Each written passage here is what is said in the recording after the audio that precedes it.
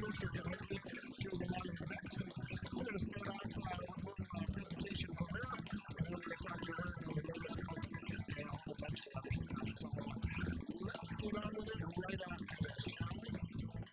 Hey folks, you know that Bison raised their rates at the beginning of the year for owner-operators and for company drivers. And I got to tell you, it has been so successful that they wanted to let you know exactly how much their drivers are making. That's right, they have significantly increased the base rates for their teams. So owner-operator teams can earn up to $360,000 per year. That's right, you heard me say that right, $360,000 per year. Company team drivers can earn up to $120,000 per year per driver. That's right, per driver.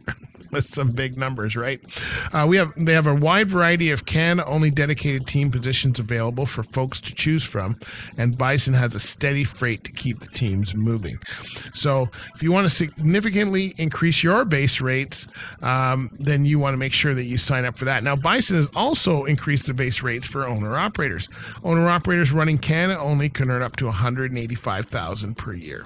They have a wide variety of Canada-only positions for owner-operators to choose from, and Bison has a steady freight to keep the owner-operators moving. So where can you learn more about all of these things? I mean, you know, $360,000 for owner-operator teams, $120,000 for company driver teams, and owner-operators running by themselves can earn $185,000 per year.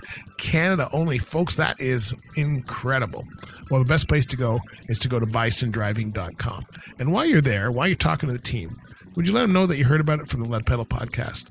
Hey, good luck there. You're going to make some great money working for one of the safest fleets in North America. All right, so was recently, I've seen her a number of times speak. In fact, you've probably seen her on the podcast before. We saw her over at Expo Cam in May. They had a booth down there. We were talking to her a little bit back then. And then I've seen her at a number of places doing her presentation on Gen Z. She just wrote a book called, I can't say the rest of it because we're trying to keep it programmed. It's a swear word for the second half of the book, but it starts with S, 4 letters, so you figure it out. Anyway, I saw Hannah not too long ago at the Bridging the Barriers event. She did a great presentation on Gen Z and how to work with them, and I gotta say she had some eyes rolling in that one for sure. And we're gonna give you share a little snippet of that presentation with you, just so you can hear what she had to say and how she had to say it, and then we're gonna get into a conversation with her about her book and her work and all that kind of stuff. So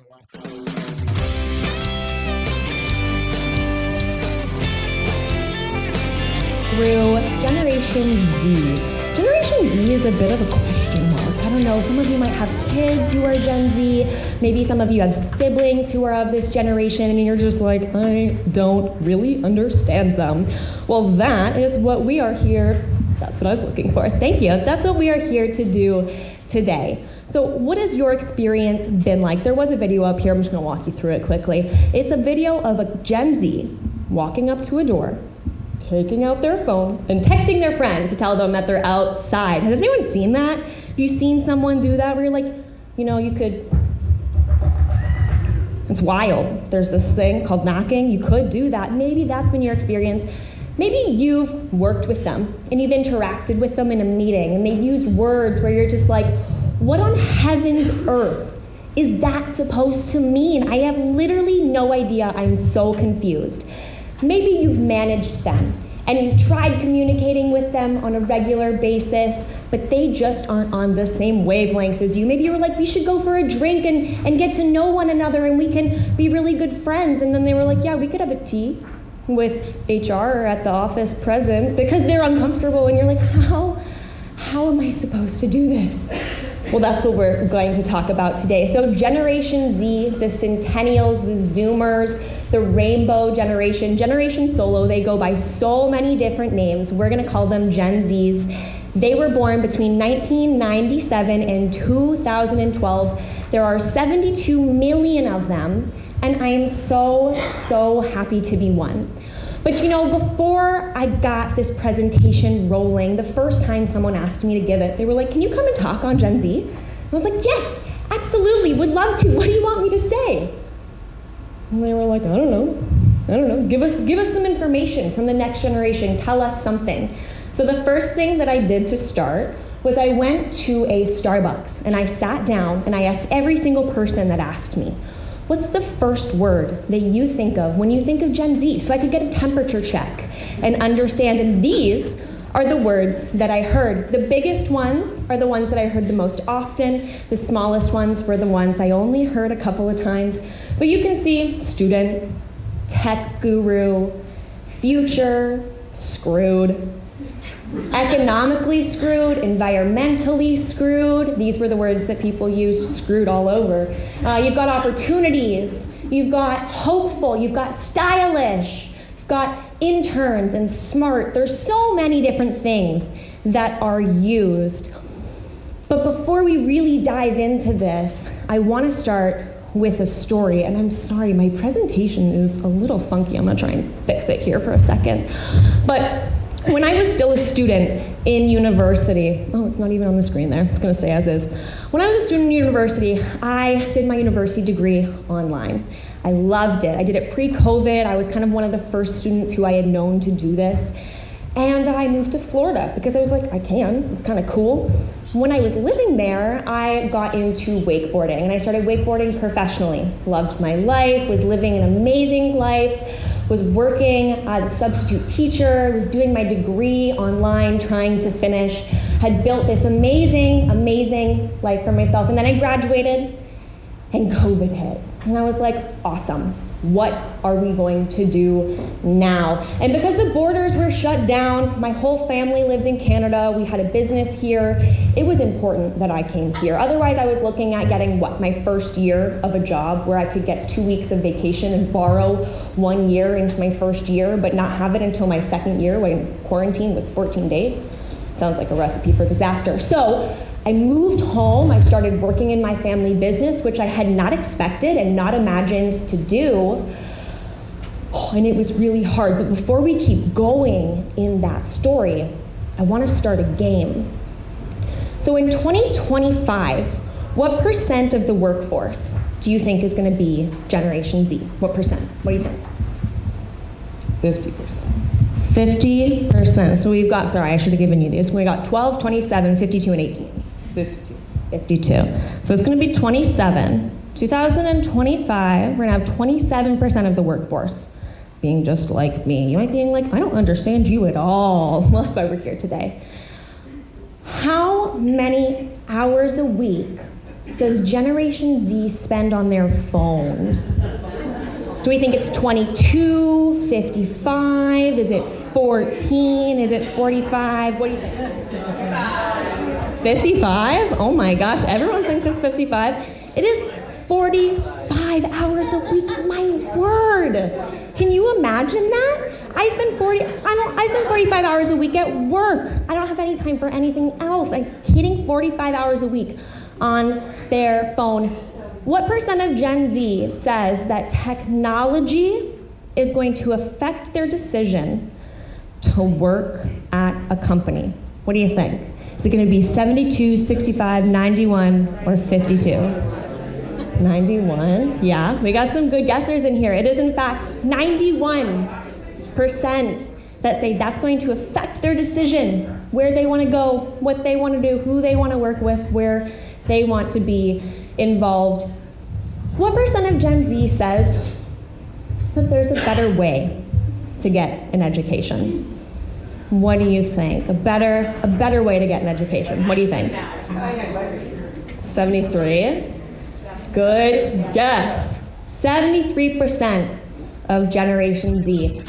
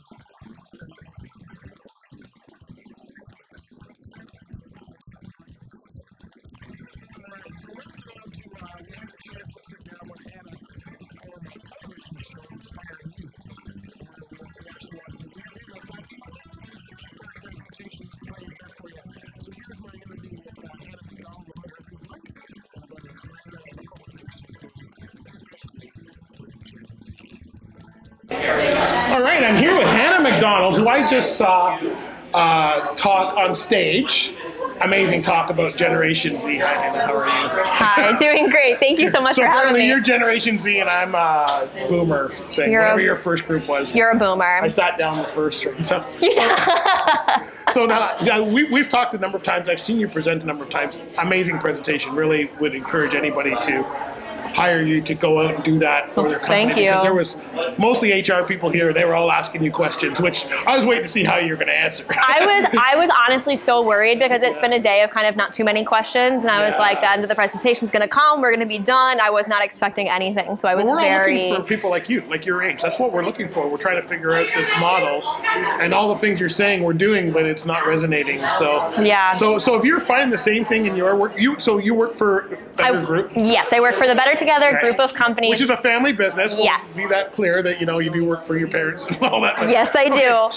So what is your role at the group? What do you do? Yeah, so I am our sales and marketing manager, and I am a partner starting a new operation down south. And so I've been in our marketing and sales role for a long time. That's been great. But then about a year ago right now, I moved down to Orlando, Florida, where I've opened up a new office, our first office across the border, and we've just taken the business to US wide as well. We won't go into Alaska. Don't ask me about that. So it sounds like you didn't really want to be part of the family business. Like that wasn't Correct. your outlook at first. Correct. Yeah, I was really excited about being a teacher. I had really wanted to be a teacher and work with the next generation. Right. But then in the midst of the COVID pandemic, our borders got shut down, and the necessity to go home really just grew. I wasn't comfortable being separated from them for a really long time, and so my dad made me an offer I couldn't refuse. It wasn't you must. It wasn't a mandated. It was really just a decision, but it's probably the best decision I've ever made. What's it like working for family? I know that can be a challenge. That's its own animal as it is, right? Yes. Yeah. Family business of itself is definitely its own animal. There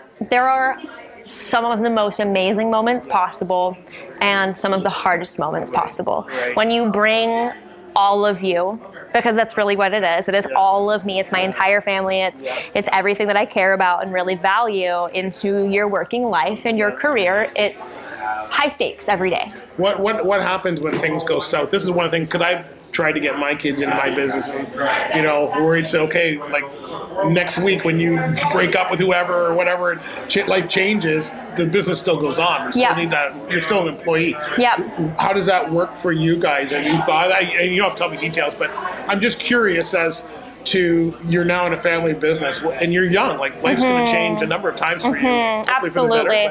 I would say that, when you're a family member, you have a lot of lenience. Yeah. I'll just be honest, absolutely. Like, for example, we had a job fair last weekend, and my brother's dog had a medical issue. He had to take him to the vet, and my dad was like, yes, please go take your dog to the vet. But then he still came back later and worked the afternoon shift and closed the whole thing out. And so being in a family business kind of does offer that flexibility, but it's not necessarily flexibility that we wouldn't offer to other employees. Right. So if someone that wasn't a family member had been in the same situation, it's like, yeah, you're a human being. Life happens. Yeah. We want to help you however we can. So it's easier. There's more flexibility, but it's not stuff that wouldn't be. I'm going to say your audience because I don't want to say your friends or your people or whatever, but your audience, do they believe you knowing that you are really on a family business? And your dad comes and supports you at a lot of these events. I see him, and so they're going, okay, you know how to hire us, but at the same time, we don't have your opportunity. It's kind of like the rich kid syndrome. Yeah, absolutely, absolutely. Do you find, so what do you find? Because you're on TikTok and stuff. What are people saying about that? Like, are they? Yeah, I think that it kind of goes both ways. Some people who have known me for a really long time are like, we see it. We've been seeing it. Yeah. I've been working for the family business since I was, 14. So legally able to. They've seen me leave bars in high school or college. You shouldn't be going to a bar in high school, but in college, because I'm on call and I'm answering a driver at midnight, and they're just like, you did the due diligence in different places. People who are coming in and just seeing me start to kind of gain some traction and create this audience, and they don't necessarily know where it stems from. They're going to have opinions, but frankly, I don't care what they are, because if they come from a place of uneducated opinion, it's not rational to let them affect the way that I feel about myself. I found some of the questions you were getting, I think a lot of them were about ambition at the end. You know, they don't want to work. Yeah. Trust me, I'm a boomer. We've been talking about this for Yet, I keep meeting people like yourself for this show, and there's a number of others that we've had over the years that are fairly ambitious for 21-year-olds, 22-year-olds, you know, in that area. So I'm not sure it's true that they're all lazy. I think some of them are, and I mean, that's every generation. Yeah, absolutely. So is that what you're trying to help them get across, or get to people say, we're not lazy, we just need to be kind of talked to differently? Yeah, I think my whole goal is to, I mean, it's twofold. It's both to connect with Generation Z and help them understand how to behave and interact with humans as they move into their careers, which is kind of hard and awkward for them as they come into it, but also so much more than that, talk to previous generations who have misconceived notions about Gen Z coming in. Everybody thinks that the next generation is lazy. It doesn't matter if it's Gen Z, Gen Alpha will be next. We go by our kids or exactly. Doing, you know? And so it's a matter of these people are learning to have careers. They're learning what it means to pay their bills. They're learning what it means to be in their 20s. And that's hard. Being in your 20s is challenging. Wait till you get to your 40s. I look forward to it. But I think that that's an age, not a generational thing. Right. Do you think kids are going to be ready to get into their 40s? I'm 60, okay, so I'm way ahead. But I remember my 20s. I loved it. I was trucking. I loved driving. As you go through life, more things get thrown at you. And I think a lot of us that are older are worried your generation won't be able to handle it. Because you know, you got to be coddled and cozy, and we got to make sure you're comfortable and all that. Where a lot of us, ask your dad, you know, a lot of us, hard knocks. I can tell you horror stories about back dolly, you know, delivering late at night in the middle of New York City. We won't get into that, but a lot of times stuff comes at you that may not be able to be taught. How are you going to you have to handle that somehow, right? I would say, is it that they need to be coddled, or they wouldn't accept anything less than what they're anticipating? So I heard a story recently about someone who was in production. They had this employee working for them, and their employee called them and were like, can I light a candle in the studio? He was, a candle? You want to light a candle? Why? Because he but wants his work environment to be pleasant. He enjoys being at work, so he wants to do something that he knows is going to be nice for him. Gen Z has had this experience their whole lives. They've been able to tailor. Gen Z is very used to specific, tailored individual experiences. That's been a big thing. Everything is specialized. You can get specialized sneakers. You can get specialized hoodies, whatever you want to call it. Driver if you want. Exactly. You can kind of create these specialized things in a lot of different ways, and so those unique experiences is what they're craving and what they're used to. And so it's not that they're demanding it and they can't deal with hard stuff. It's that they've been accustomed to experiencing maybe a little bit more luxury than some previous generations, and they're asking for it. They're not afraid to stand up and say that I want that. And so whereas previous generations might have been like, hey, that'd be nice, but they just wouldn't have asked. Where's money on the scale to Generation Z? Not nearly as important as people think. Not like the boomers, like we got to save our money and hide under the mattress and make sure we're going to make it through the next week. No, I mean, every person wants to be paid for what they're doing. But in terms of importance level, it's going to be really hard for Generation Z to buy houses. It's going to be really hard for Generation Z to get those life stage changing purchases, like when you buy your first home and you buy your first car. Those are really hard for Gen Zs because the cost of inflation and everything that's going on. And so a lot of them are choosing to spend their money on more luxury goods that they can afford today, rather than sitting on something that they might never get to use in the future. And so while money is important, it's not important because they're trying to save a house or to buy a house. They can't work one extra shift every single week for a year and just save to buy a home. That's not how it works now. And so it's important, but not of the most important. Okay, all right, so they're living at home forever. Yeah, good luck with that. Sorry, Mom and Dad. Mine are already gone, so And then they moved into a one-bedroom apartment. So they can't move back. Nowhere to move back. My parents split up. I think that's how they handled it. Anyway, we'll get over that. You've been writing a lot of books. Yes. Before we get to that, your career, and I've only known you for a couple years, so I don't. Wow, like you've gone from like 0 to 60. So where are you now on track? You're speaking now. We're going to talk about your books. You've written 3 books here. Yep. What's next? Next is this podcast. I'm so excited about it. So I actually just released my first episode today, which I'm super excited about. It's called Workish. I'll have to listen to that. Yeah, on your way home. Yeah.